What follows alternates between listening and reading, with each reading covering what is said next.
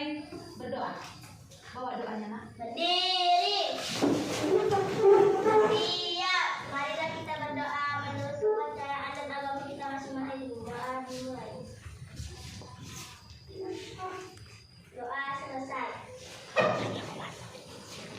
Sudah, silakan duduk. Nah, sekarang Ibu absen dulu ya. Adelia, Hadir. Bu. Triwijaya, Hadir, Bu. Anjas. Hadir, Bu. Oke, semua sudah hadir. Sekarang, ayo kita buka buku temanya halaman 2. Buku tema 1 halaman 2. Buku tema 1 halaman 2. Sudah dibuka, apa judulnya, Nak? Organ gerak hewan. Sekarang, siapa yang tahu organ gerak hewan? Organ gerak hewan itu apa? Organ geraknya apa? Kaki. Kelinci. Di dalam gambar ada hewan kelinci. Apakah kelinci itu punya organ gerak? Apa organ geraknya? Kaki. Ayo, sekarang kita buka halaman 3. Halaman 3. Apa judulnya di situ? Organ gerak manusia dan hewan. Organ gerak manusia dan hewan.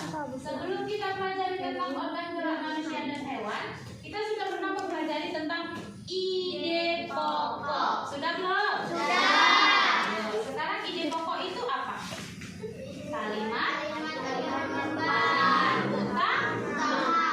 utama atau pokok pikiran utama. Sekarang, organ gerak manusia pada hewan di halaman 3 tadi ada berapa paragraf di situ, Nak? 5. Iya, ada 5 paragraf. Coba, kalau yang namanya ide pokok, ada ide pokok apa aja?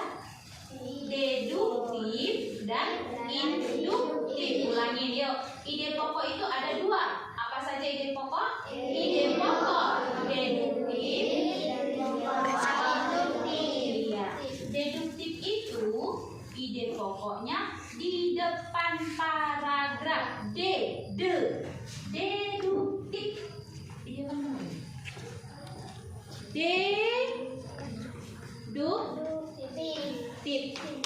D berarti ide pokoknya berada di depan. Yo, depan. Di depan paragraf. Jadi satu lagi apa namanya? Induktif. Induktif. In berarti kita bisa artikan dia berada di akhir. Oke, di akhir paragraf. Sekarang kita pelajari dulu. Kalau namanya deduktif, di paragraf 1 ide pokoknya berada di mana? Salah satu ciri dari makhluk adalah Iya, salah satu ciri dari makhluk hidup adalah bergerak. Berarti ide pokoknya berada di depan. Berarti dia namanya apa tadi?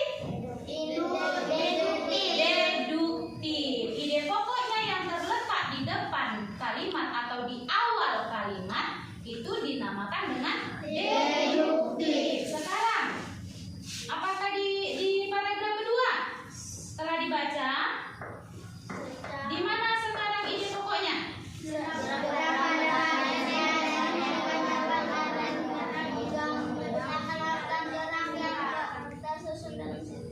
Ayo, gerak pada manusia dan hewan menggunakan organ yang tersusun dalam sistem gerak. Nah, kalau ini di mana dia ide pokoknya? Nak, terletak di mana? Di depan atau di awal paragraf. Apa tadi namanya? Deduktif. Dan sekarang di paragraf ketiga, di mana dia? Ide pokoknya?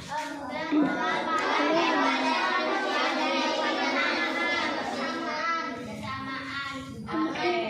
Jadi di paragraf ketiga ada organ gerak pada hewan dan manusia memiliki kesamaan. Pada manusia dan 2 macam, yaitu alat gerak pasif berupa tulang dan alat gerak aktif berupa otot. Itulah dia Pak, ide pokoknya. Berada di mana tadi? Di awal juga. Berarti paragraf pertama, kedua, ketiga, di mana ide pokoknya terletak? Di awal. Kalau namanya ide pokoknya di awal berarti disebut dengan deskriptif. Ayo paragraf keempat cari. Di mana lagi dia ide pokoknya?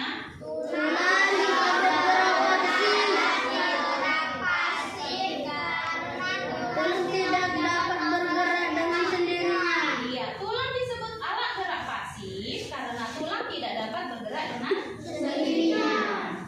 Berada di mana dia? Di depan. Disebut apa tadi namanya? Deskriptif. Sekarang paragraf kelima. Di mana ini pokoknya? Otot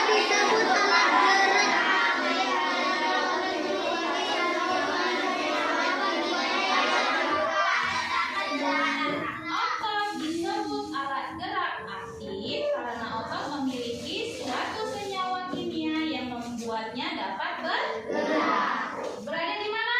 Ini pokoknya? Apa tadi? Deskriptif. Sekarang coba perhatikan. Organ gerak terdiri atas berapa macam? Ada 2 macam katanya organ gerak. Organ gerak aktif dan organ gerak pasif. Iya nggak? Di situ dibilang kan? Organ berapa nak? Keempat sama kelima. Nah, ada organ gerak pasif dan organ gerak aktif. Ayo, kalau namanya organ gerak aktif, yang aktif, gimana itu maksudnya nak? Bagaimana itu? Dialah yang menggerakkan, ya kan? Dia yang jadi pokoknya, dia yang menggerakkan. Berarti disebut dengan organ gerak aktif. Apa di sini organ gerak aktif? Paragraf kelima. Otot. Kita manusia ada ototnya enggak? Mana otot kalian? Bisa dilihat? Enggak ya kan? Karena dia berada di bawah di dalam kulit. Iya enggak? Iya. Otot itu berada di dalam kulit. Itu otot disebut alat gerak aktif. Sekarang kalau alat gerak pasif apa? Paragraf keempat.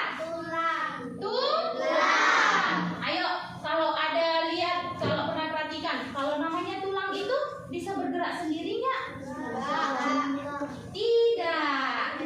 Tulang tidak bisa bergerak sendiri. Maka itu disebut dengan pasif. Alat gerak pasif. Kenapa tulang itu bisa bergerak? Ini tulang itu bisa bergerak. Kenapa bisa bergerak? Karena digerakkan. Oleh siapa digerakkan? Otot. Oleh otot. Jadi otot disebut dengan alat gerak aktif, tulang disebut dengan alat gerak pasif. Sekarang coba perhatikan halaman 4. Halaman 4. Di situ ada tugas. Ini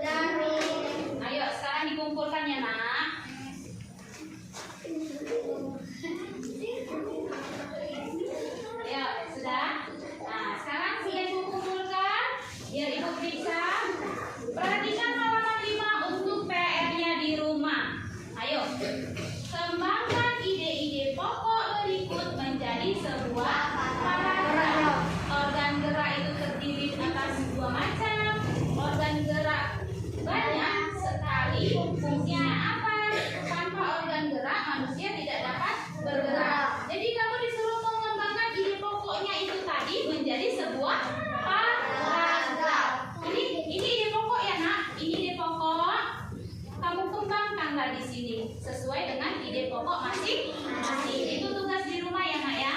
Oke, sekarang coba perhatikan lagi kembali supaya kita melakukan refleksi, ulang kembali yang tadi. Ayo, ide pokok itu apa tadi namanya? Artinya ide pokok?